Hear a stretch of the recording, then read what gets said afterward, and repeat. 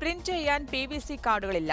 RC book അനന്തമായി വൈകുന്നതിൽ പ്രതിസന്ധിയിലായി വാഹന ഉടമകൾ. അപേക്ഷ നൽകി 1 മാസം കഴിഞ്ഞിട്ടും രേഖകൾ ലഭിക്കാത്തതിനാൽ ആയിരക്കണക്കിന് വാഹനങ്ങളാണ് റോഡിലിറക്കാനാകാതെ കിടക്കുന്നത്.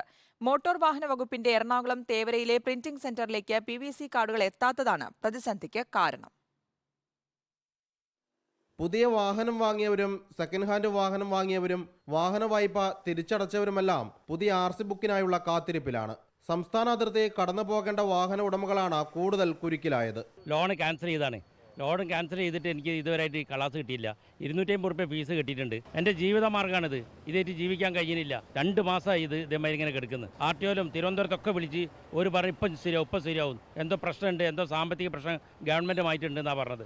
RC പ്രിന്റ് ചെയ്ത് വന്നാൽ മാത്രം മതി. ഫീസും പോസ്റ്റൽ ചാർജുമെല്ലാം മുൻകൂറായി നൽകിയ ശേഷമാണ് വാഹന ഉടമകൾ രേഖകൾക്കായി കാത്തിരിക്കുന്നത്. PVC കാർഡുകൾ വിതരണം ചെയ്യുന്ന കമ്പനിക്ക് സർക്കാർ സാമ്പത്തിക കുടിശ്ശിക വരുത്തിയതാണ് പ്രതിസന്ധിക്ക് കാരണമെന്ന് സൂചനയുണ്ട്.